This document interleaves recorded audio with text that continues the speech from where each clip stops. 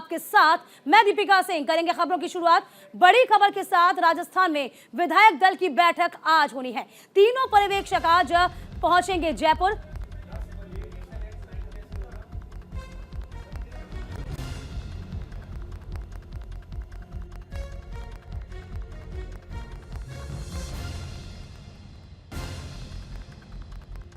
करेंगे राजस्थान के नए सीएम के नाम का ऐलान होगा। बीजेपी केंद्रीय नेतृत्व की तरफ से राजस्थान के लिए नियुक्त किए गए हैं। तो देखिए, विधायक दल की जो बैठक है वो समय निर्धारित किया गया है शाम 4 बजे। तो तीनों पर्यवेक्षक आज जयपुर में पार्टी ऑफिस में होने वाली विधायक दल की बैठक में मौजूद होंगे। आपको बता दें कि राजस्थान में इस बार बीजेपी ने 199 सीटों में से 115 सीट पर जीत दर्ज की थी, जबकि कांग्रेस के खाते में 69 सीटें आई थी।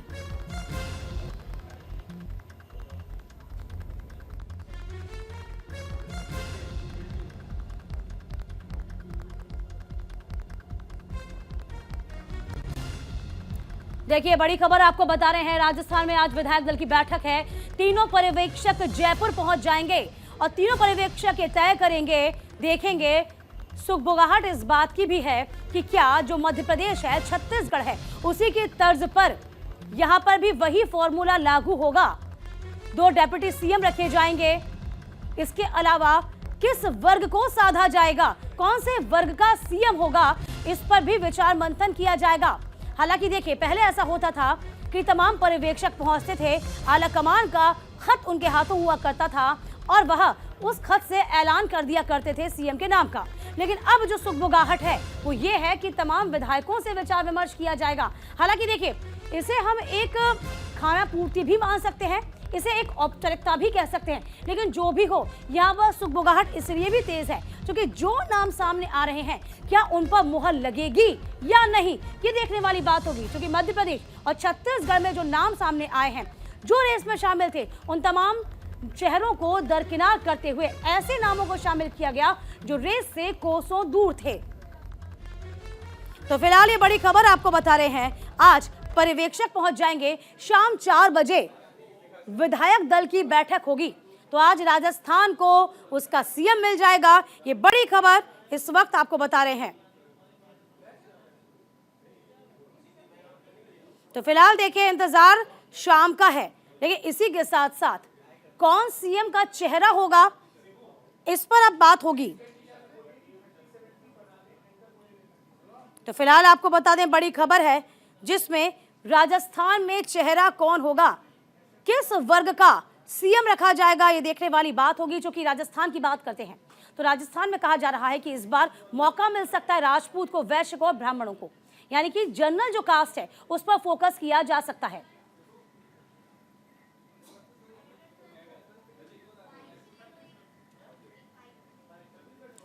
तो राजस्थान को आज नया सीएम मिल जाएगा। देखिए, अब आपको ग्राफिक के जरिए समझा रहे हैं कि तमाम नाम जो आप देख पा रहे हैं, जिसमें सीपी जोशी का नाम है, महंत बालक नाथ का नाम सामने आ रहा है, अर्जुन राम मेघवाल भी रेस में हैं, वसुंधरा राजे आपको बता दें जो कि 2 दफा 1993 से लेकर 98 तक मुख्यमंत्री रह चुकी हैं, 2018 तक रह चुकी हैं। लेकिन इसके बाद अब देखिए, क्या इन तमाम नामों में बदलाव होगा, ये सवाल इसलिए खड़ा हो रहा है क्योंकि मध्य प्रदेश और छत्तीसगढ़ में जिस तरीके से नाम सामने आया था, उसे सभी को चौंका के रख दिया है।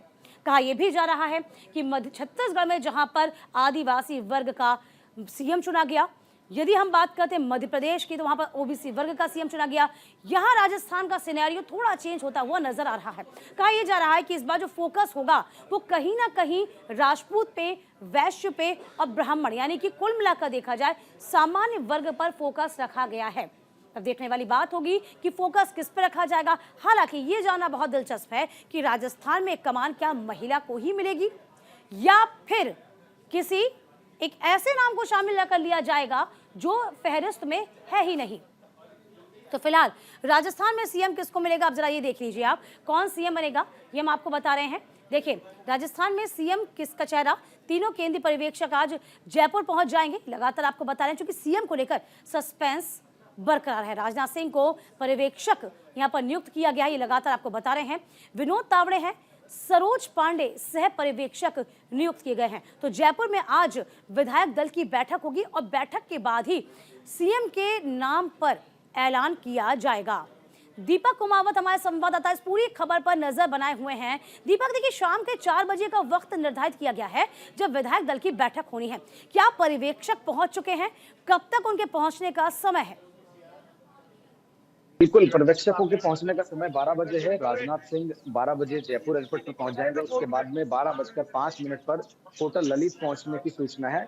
वहां पर तकरीबन 3 घंटे तक वहां का अपना समय बिताएंगे और उसके बाद में जो विधायकों को समय दिया गया है उसमें 1 बजे तक का समय दिया गया है भारतीय जनता पार्टी कार्यालय पहुंचने का। उसके अंदर उनके रजिस्ट्रेशन होंगे और उसके बाद में 3 बजे तक उनका लंच खत्म हो जाएगा। उसके बाद में 4 बजे जो है विधायक दल की बैठक शुरू हो जाएगी और भारतीय जनता पार्टी कार्यालय में इस बार पहली दफा जो विधायक दल की बैठक हो रही है, राजनाथ सिंह उसमें मौजूद रहेंगे, वहीं विनोद तावड़े मौजूद रहेंगे और इसमें जितनी भी सरोज पांडे है वो मौजूद रहने वाला है। तीनों पर्यवेक्षक कुल मिला के मौजूद रहने वाले हैं, लीडर्स रहने वाले हैं और 115 विधायक भारतीय जनता पार्टी कार्यालय के अंदर मौजूद रहेंगे। तो इसके अंदर कुल मिला के तस्वीर साफ हो जाएगी कि एक लंबे समय से इंतजार था और चूंकि 9 दिन का समय बीत चुका है, एक समय लिया है, मंथन किया गया है और मंथन के बाद में आज तस्वीर साफ कर देंगे राजस्थान के चेहरे के, राजस्थान की जनता के लिए। और राजस्थान के जितने भी कयास लगा रहे थे, जनता ने लगाए थे और उम्मीद की थी, उसके ऊपर देखने वाली बात होगी उसके ऊपर कितना कारगर साबित होने वाला है आज का फैसला। क्योंकि जाहिर सी बात है, कयासों के अंदर तो नाम तो बड़े सारे सामने आ गए हैं लेकिन मोहर केवल एक नाम पे लगेगी। लेकिन हो सकता है कहीं ना कहीं ये भी सुनने को मिल रहा है कि जो डिप्टी सीएम है उसके अंदर 2 लोगों को, राजस्थान के अंदर 2 लोगों को पद पे उतारा जा सकता है। इसमें क्योंकि खासपिन चल रही है और उसको कहीं ना कहीं समेटे रखने के लिए, कहीं ना कहीं बनाए रखने के लिए राजस्थान के अंदर प्रयास किए जाएंगे कि किसी भी प्रकार की चेहरे को लेकर कोई गुटबाजी ना दिखे। तो इसको लेकर ये समय लगा है और जो समय खींचा गया है लगातार, क्योंकि पहले इसको देखिए बिल्कुल समय खींचा गया है, उसके बाद इस समय को कैसे कैसे आगे बढ़ाया है वो गहमा गहमी भी हमने देखी। और यूं कहें हम, दीपक की पहली मर्तबा ही नजर आ रहा है जब विधायक दल की बैठक को लेकर विधायकों में इतनी गहमा गहमी है। क्योंकि हम बात करते हैं भैरव सिंह शेखावत से लेकर कहीं ना कहीं वसुंधरा राजे, जो कि उनके नामों का नाम पहले से, जो नाम थे पहले से तय कर दिए जाते थे, यहाँ पर से पर्यवेक्षक आते थे और उस नाम का ऐलान कर दिया था। लेकिन अब ऐसा नहीं है, अब सिनेरियो भी बदल गया है, इसीलिए गहमा गहमी का माहौल भी। वो समय भी कुछ और था जिसके अंदर एक सीधा एक आदेश आता था और उसमें सभी विधायकों से बातचीत की जाती थी।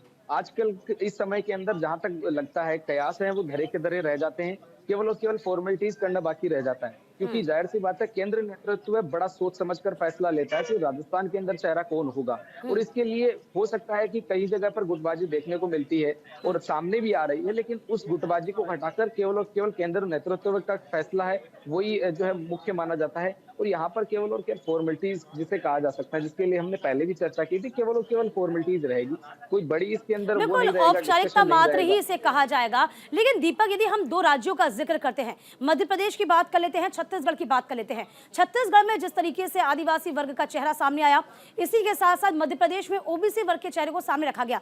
अब बात राजस्थान की आती है, क्योंकि दीपक यूं कह सकते हैं बीजेपी दूरदर्शी पार्टी है, वो अब लोकसभा पे फोकस किए हुए है। यहाँ यदि हम स्थिति देखते हैं तो कहा यह जा रहा है इस बार जनरल जो कैटेगरी है उसको यहाँ पर चुनाव किया जाएगा। राजपूत हुआ, वैश्य हुए और ब्राह्मण हुए, ये चेहरे सामने हो सकते हैं। बिल्कुल जाहिर सी बात है और इसी की बेस के ऊपर जो है चुनाव लड़ा जाना है। अब आप बात कर रहे हैं सामान्य वर्ग की, तो सामान्य वर्ग के अंदर बहुत सारे ऐसे चेहरे हैं। मैं एक बार सीधा सीधा नाम बताना चाहूंगा सामान्य वर्ग से जो चेहरे आते हैं उसके ऊपर भारतीय जनता पार्टी दाव खेल सकती है। दिया कुमारी, राज्यवर्धन राठौड़, वासुदेव नानी, पुष्पेंद्र सिंह राणावत, संजय शर्मा। इसमें अभी जो विधायक नहीं है उनके नाम है सीपी जोशी, गजेंद्र सिंह शेखावत, ओम माथुर, सुनील बंसल और प्रकाश चंद्र गुप्ता। अब मैं जो विधायक नहीं है उनके अंदर 3 चेहरों की बात करूंगा, जिसमें ओम माथुर, सुनील बंसल और सीपी जोशी, वो चेहरे जिसके लेकर अंदरूनी जो है कहीं ना कहीं चर्चाएं तेज है, जिसको लेकर बार बार जिक्र हो रहा है और सोच भी रहे हैं कि राजस्थान के अंदर इस बार का जो चुनाव रहा, क्रेडिट जाता है वो सीपी जोशी जी को जाता है, क्योंकि वर्तमान के अंदर यहाँ पर प्रदेश अध्यक्ष हैं और उनकी देखरेख के अंदर भारतीय जनता पार्टी ने ये चुनाव जो है इसको जीता है और अच्छे बहुमत के साथ में। क्योंकि कयास जो पहले लगाए जा रहे थे, हालांकि न्यूज इंडिया का जो सटीक बैठा इस बार की, उन्होंने कहा सीधा हमारा एक ही था, 115 से 120 विधायक आ सकते हैं। और देखिए 115 विधायक राजस्थान से चुने गए भारतीय जनता पार्टी के लिए। और निर्दलियों की और सबकी जो है बातें रही वो भी अच्छी कारगर साबित रही। लेकिन अभी तक सबसे अच्छी बात ये रही, बिल्कुल देखिए आज का जो फैसला हुआ देखने लायक होगा, चूंकि यहाँ पर वसुंधरा राजे के घर भी देखा गया था विधायकों की किस तरीके से परेड लगी थी। बहरहाल आप नजर बनाए रखिएगा दीपक, आगे बढ़ेंगे आपके साथ में। इधर उत्तराखंड की बात करते हैं तो उत्तर भारत में कड़ाके की ठंड पड़ रही है। राजधानी दिल्ली में शीतलहर का प्रकोप है। दिसंबर की आज सबसे ठंडी सुबह मानी जा रही है। दिल्ली का तापमान सामान्य से रहा है कम। ठंड के कहर से अब दिल्ली ठिठुर रही है। उत्तर भारत में कड़ाके की ठंड का कहर शुरू हो गया है। दिल्ली, यूपी, उत्तराखंड, हरियाणा समेत उत्तर भारत के तमाम राज्यों में मंगलवार को सुबह के समय हल्की धुंध रही है। इन इलाकों में रात को तापमान कम रहा जो सामान्य से कम था और इसी के साथ दिसंबर में ठंड का कहर शुरू हो चुका है। अब अनुमान है कि दिल्ली में कड़ाके की ठंड पड़ना शुरू हो जाएगी। देखिए, उत्तर भारत में कड़ाके की ठंड का आगाज हो चुका है। इसी के साथ साथ देखिए दस्तक दिल्ली में दे दी गई है, जहां कहा जाता है कि दिल्ली में ठंड कड़ाके की पड़ती है। और इसी के साथ साथ ये जो नज़ारा हम आपको दिखा रहे हैं, शॉर्ट सा देखिए आप, कि दिल्ली का नज़ारा है जहां पर अब कड़ाके की ठंड का लुत्फ उठाएंगे दिल्ली वासी। और इस वक्त सामान्य से दिल्ली का तापमान आज के दिन कम रहा है।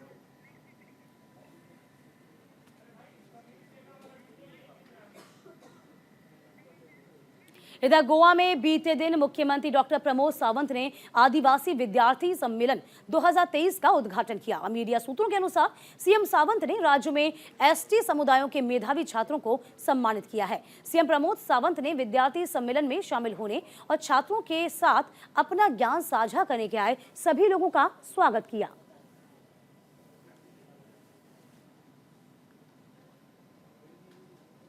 तो आदिवासी विद्यार्थी सम्मेलन 2023 का उद्घाटन, जिसमें आपको बता दें सीएम मेधावी छात्रों को सम्मानित करते हुए नजर आए।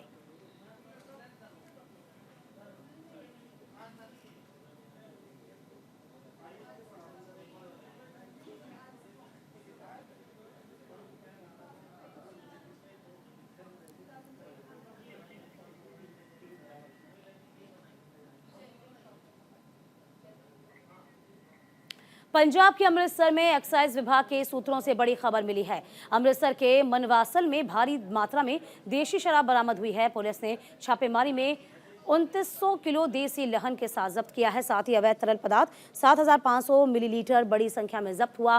पुलिस मामला दर्ज कर जांच में जुटी हुई है। आरोपी सुखविंदर सिंह उर्फ सुक्खू अभी फरार बताया जा रहा है। सुखविंदर सिर्फ आपको बता दें, सक्खू इस वक्त फरार बताया जा रहा है। भारी मात्रा में देशी शराब को बरामद किया गया है।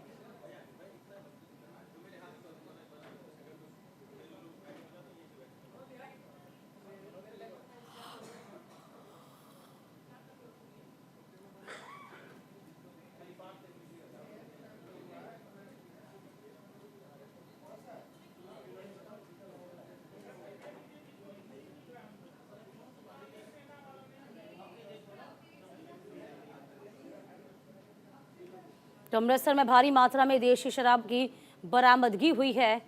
छापेमारी में 2900 किलो देशी लहन को जब्त किया गया है। तो छापेमारी में 29 किलो देशी लहन जब्त की है। तस्वीर देखिए है, अमृतसर में भारी मात्रा में देशी शराब बरामद की गई है।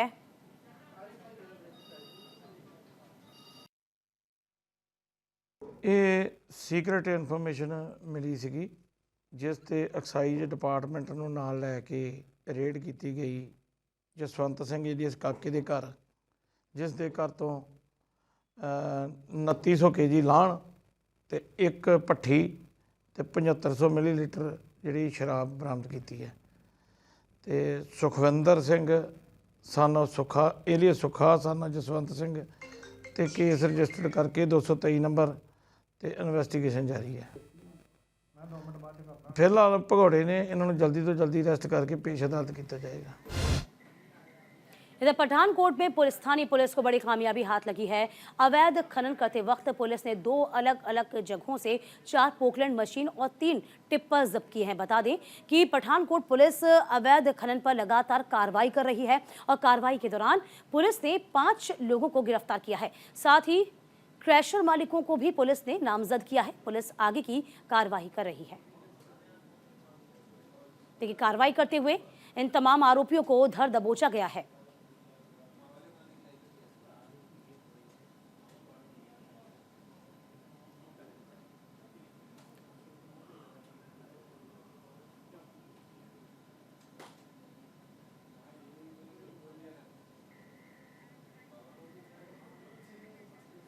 इधर यूपी के ग्रेटर नोएडा से बड़ी खबर है। पुलिस और बदमाश के बीच मुठभेड़ हुई है। मुठभेड़ में बदमाश के पैर में गोली लगी है। इधर घायल बदमाश को अस्पताल में भर्ती करा दिया गया है। पुलिस की गिरफ्त में आए बदमाश पर 1 दर्जन से ज्यादा मुकदमे दर्ज हैं।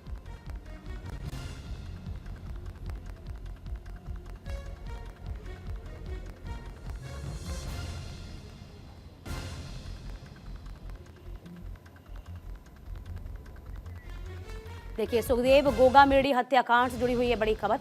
आपको बता दें, यूपी के ग्रेटर नोएडा में किस तरीके से बदमाशों के पैर में गोली मारी गई है, ये तस्वीर जरा देखिए आप। इन बदमाशों की लंबे अरसे से तलाश की जा रही थी। मुठभेड़ के बाद बदमाश के पैर में गोली लगी है। घायल बदमाश को अस्पताल में भर्ती करा दिया गया है।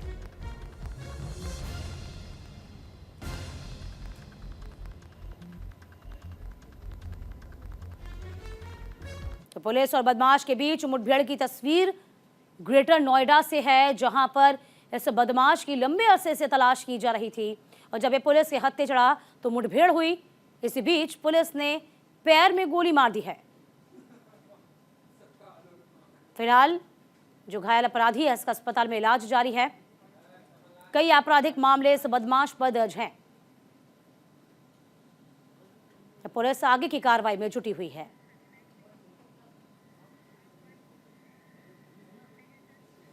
सुखदेव गोगामेडी हत्याकांड से जुड़ी हुई बड़ी खबर आपको बता दें। गोगामेडी हत्याकांड में महिला की गिरफ्तारी कर दी गई है। नितिन फौजी के लिए काम करती थी महिला, शूटर्स के हथियारों का इस्तेमाल और इंतजामात करती थी। करणी सेना प्रमुख सुखदेव सिंह गोगामेडी की हत्या के मामले में जांच के दौरान एक बड़ा और अहम खुलासा हुआ, जहां पुलिस ने गोगामेडी हत्याकांड में एक महिला को गिरफ्तार किया है। पुलिस ने बताया है कि गोगामेडी की हत्या में इस महिला ने शूटर्स की मदद की थी, जिसे पुलिस ने अब गिरफ्तार किया है। हत्या से पहले पूजा और उसके पति ने ही शूटर नितिन फौजी और रोहित के लिए हथियारों का इंतजाम किया था। अपने किराए के फ्लैट में भी उनको पनाह दी थी। तो शूटर्स के लिए हथियारों का न सिर्फ इंतजामात बल्कि अपने घर में पनाह देते नजर आए थे दोनों दंपति। तो फिलहाल महिला को अब गिरफ्तार कर लिया गया है। तो नितिन फौजी के लिए ये महिला काम करती थी। हालांकि पुलिस ने जांच का दायरा अब बढ़ा दिया है और इसी के साथ साथ एक महिला को यहां पर गिरफ्तार भी किया है। कहा जा रहा है कि महिला हथियार को सप्लाई करने का काम करती थी। इसी के साथ इन शूटर्स की मदद भी इस महिला ने की थी। इन शूटर्स को अपने घर में इस महिला ने पनाह दे रखी थी।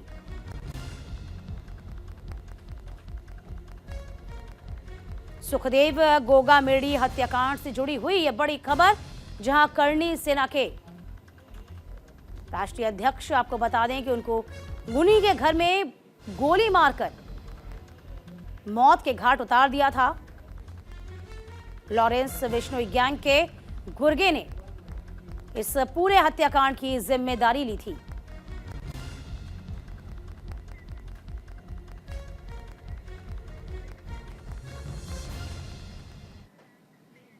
उसी के साथ इस बुलेटिन में अभी के लिए बस इतना ही। वक्त छोटे से ब्रेक का हुआ है, आप कहीं मत जाइएगा, हम फौरन लौटेंगे।